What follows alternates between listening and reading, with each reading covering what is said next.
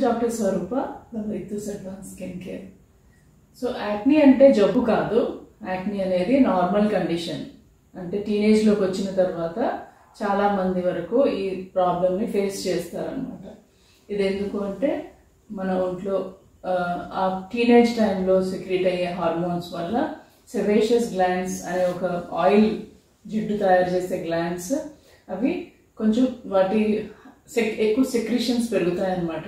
So పెరిగి అది మన ఏదైతే ఒక ట్యూబ్ ద్వారా బయటికి డ్రైన్ అవుతాయో ఆ డిశ్చార్జ్ అంతా అది బ్లాక్ అయిపోయి ఆ పోర్స్ లేదా అందులో కొంచెం థిక్నింగ్ వచ్చేసి సో ఇలా అవ్వడం వల్ల మనకి వైట్ హెడ్స్, బ్లాక్ హెడ్స్, అలాగే పెద్ద పెద్ద గడ్డలు లాంటివి లేకపోతే తో నిండిన కురుపులు లాంటివి వస్తాయన్నమాట. సో ఇదేమి జబ్బు కాదు, నార్మల్ కండిషనే. మనం ఏంటంటే ఇవి రాగానే చాలా రోజులు లైక్ ఒక 1 or 2 years ఏం చేస్తామంటే ఇంట్లోనే నెమ్మదిగా చిట్కాలు స్టార్ట్ చేసి పసుపు, గంధం ఇలాంటివి ముల్తానా మెట్టి అని ఇవి అప్లై చేసి గ్రాడ్యువల్గా అవి తగ్గకపోతే అప్పుడు వస్తాం అనమాట.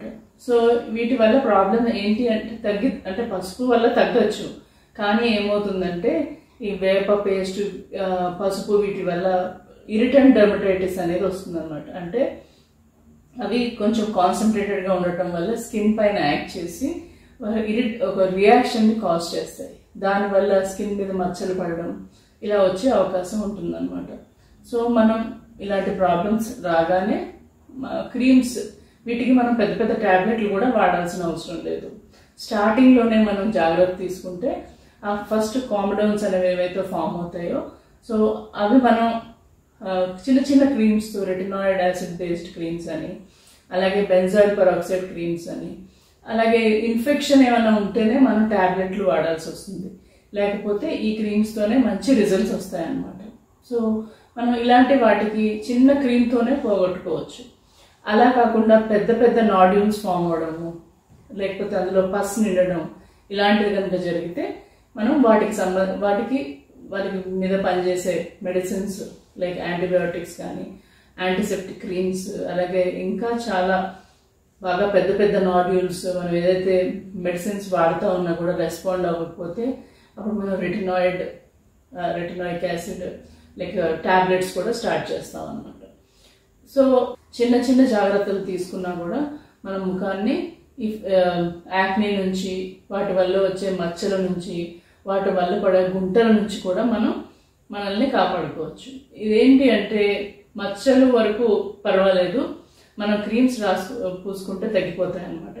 కానీ అవి గుంటలు పడితే మాత్రం మళ్ళీ వాటి కోసం వేరే యాక్ని ప్రొసీజర్స్ చేయవలసి వస్తుంది అనమాట.